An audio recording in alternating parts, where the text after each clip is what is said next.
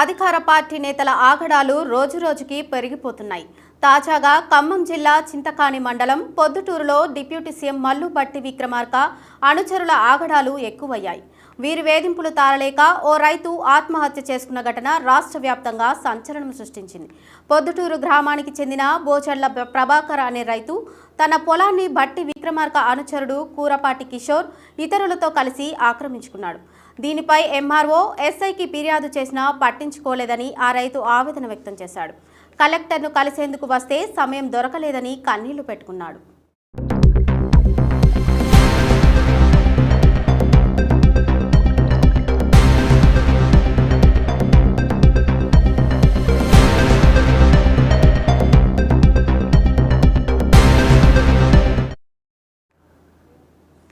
కాంగ్రెస్ నేతల ఆగడాలు తాళలేక ఆఖరికి ప్రాణాలు తీసుకున్నాడు.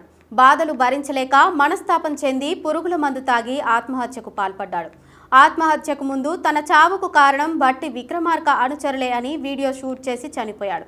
CM Revanth Reddy deputy CM Bhatti Vikramarka తన కుటుంబానికి న్యాయం చేయాలని వేడుకుంటూ కన్నీరు పెట్టుకున్నాడు. కాంగ్రెస్ గెలిస్తే ఇందిరమ్మ రాజ్యం వస్తుందని నమ్మితే భూములు లాక్కొని రైతులు ప్రాణాలు తీసుకుంటున్నారంటూ ఆవేదన చెందుతూ పురుగుల మందు తాగి ఆత్మహత్య చేసుకున్నాడు. అయ్యా, ప్రొద్దుటూరు చింతకాని మండలం నాదయ్యా. అలాంటి సర్వే నెంబర్లో ఉన్న పొలాన్ని 276, 277 బోజెట్ల వీరభద్రే, బోజెట్ల ప్రభాకరు.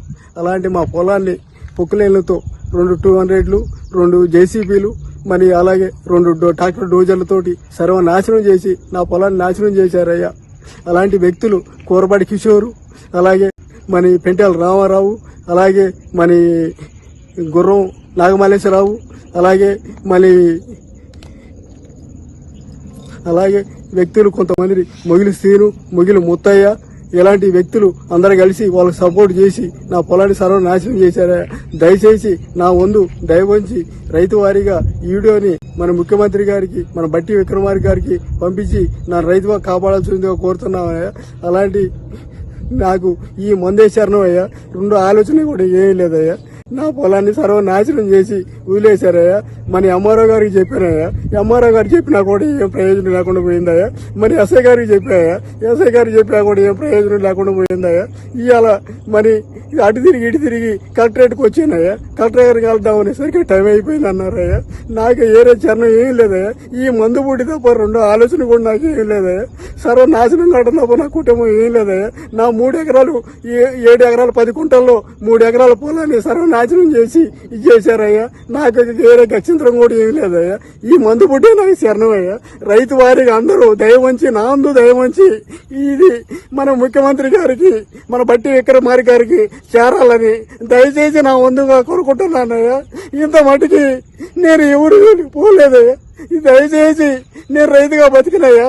రైతే రాజ్యం వస్తే బాగుంటుందని చెప్పేసి మన కాంగ్రెస్ గవర్నమెంట్ ఓటేసానయ్యా. కాంగ్రెస్ గవర్నమెంట్ ఓటేసినందుకే ఇదేనా నాకు శరణం. ఈ 2 ఆలోచన ఏం లేదయ్యా. దయచేసి అందరు కలిసి నాకు న్యాయం చేయాల్సిందే కోరుతున్నాం అయ్యా. నా కుటుంబ సభ్యులకి న్యాయం జరగాలని, నేను ఇదైపోయినా నా కుటుంబ సభ్యులకి న్యాయం జరగాలని దయచేసి కోరుకుంటున్నాను అయ్యా. అయ్యా, మీకు దండం పెడతాను అయ్యా. రైతు వారికి అందరూ నన్ను దయవచ్చి అందరూ ఇచ్చేయండి అయ్యా. 2 ఆలోచన కూడా ఏలేదు. నాకు మత ఉండేది అయ్యా. నీకు అందరూ కలిసి నాకు న్యాయం చేయండి అయ్యా.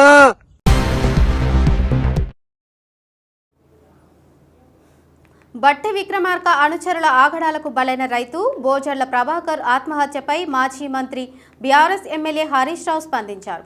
రాష్ట్రంలో అన్నదాతలకు కాంగ్రెస్ ప్రభుత్వంలో తీరని అన్యాయం జరుగుతోందని ఆరోపించారు.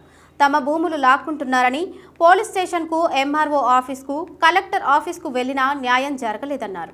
హరీష్ రావు రాష్ట్రంలో శాంతి భద్రతల పరిస్థితి రోజురోజుకు దారుణంగా తయారవుతోందని ఆయన ఆందోళన వ్యక్తం చేశారు. అన్యాయం జరుగుతుందని ఫిర్యాదు చేసినా పట్టించుకోవడం లేదని అన్నారు. చివరికి బాధితుడు చనిపోయిన తర్వాత కూడా ఫిర్యాదు చేసినా పోలీసులు తీసుకోవడం లేదని అన్నారు. రాష్ట్రంలో పోలీసులు ఎందుకున్నారని హరీష్ రావు ప్రశ్నించారు.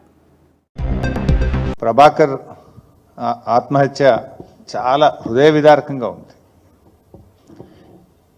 ప్రభాకర్ ఆత్మహత్య చేసుకోవడం నిజంగా చాలా దురదృష్టకరం. ఆ కన్నీళ్లు పెట్టుకుంటూ ఆయన పెట్టిన వీడియో చూసిన వాళ్ళ కళ్ళలో కూడా నీళ్ళు వస్తూ ఉన్నాయి. అంటే ఇది రాష్ట్రంలో ఎంత విషాదకరమైనటువంటి పరిస్థితులు ఉన్నాయనే దాన్ని ఈ వీడియో ఆ రైతు ఆత్మహత్య ఇలా మనకు సూచిస్తూ ఉంది. ప్రభాకర్ చనిపోయిన తర్వాత ఆయన తండ్రి గారు పోలీసుల దగ్గరికి వెళ్ళి ప్రభాకర్ చెప్పిన పేర్లతో కంప్లైంట్ ఇస్తే కంప్లైంట్ తీసుకోవడానికి కూడా పోలీసులు నిరాకరిస్తున్నారు. నిన్నటి నుంచి ప్రభాకర్ తండ్రి ఆయన నార్మల్గా సూసైడ్ నోట్లో కానీ చనిపోయే ముందు చెప్పినటువంటిది ఆటోమేటిక్గా దాన్నే మరణ వాంగ్మూలంగా స్వీకరించి కేసులు పెడతాం మనం. అంత స్పష్టంగా వీడియోలో ఉన్న తర్వాత కూడా స్పందించాల్సిన పోలీసులు స్పందించకపోగా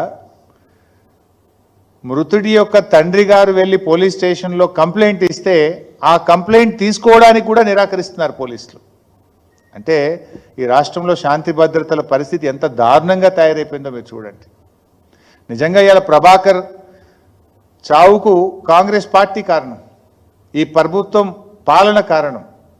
ఆయన ఎస్ఐ గారి దగ్గరికి పోయారు, ఎంఆర్ఓ గారి దగ్గరికి పోయారు, కలెక్టర్ గారి దగ్గరికి పోయాను అని చెప్పి స్పష్టంగా చెప్పాడు. ఆ ముగ్గురిలో ఏ ఒక్కరైనా స్పందించుంటే ఇవాళ ప్రభాకర్ బతుకుండేవాడు కదా. అంటే పాలన సరిగా లేదు. ఎస్ఐ గారు స్పందించలేదు, తహసీల్దార్ గారు స్పందించలేదు, కలెక్టర్ ఆఫీస్లో న్యాయం జరగలేదు.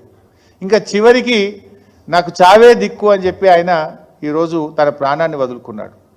ఇది చాలా బాధాకరం. వాస్తవానికి ఏ రైతు కూడా చనిపోవద్దనే కోరుకుందాం, ధైర్యంగా ఉండాలి, పోరాడాలి. అటువంటి వాళ్ళ పక్షాన ప్రజలు మాకు ఇలా ప్రతిపక్ష బాధ్యత ఇచ్చారు. ఇటువంటి కష్టాల్లో ఉండి ప్రభుత్వం పట్టించుకోనటువంటి వాళ్ళ రైతు బోజట్ల ప్రభాకర్ ఆత్మహత్య ఘటనపై ముఖ్యమంత్రి రేవంత్ రెడ్డి స్పందించారు. ఘటనపై తక్షణమే సమగ్ర విచారణ జరిపి బాధ్యులపై కఠిన చర్యలు తీసుకోవాలని ఆయన అధికారులను ఆదేశించారు.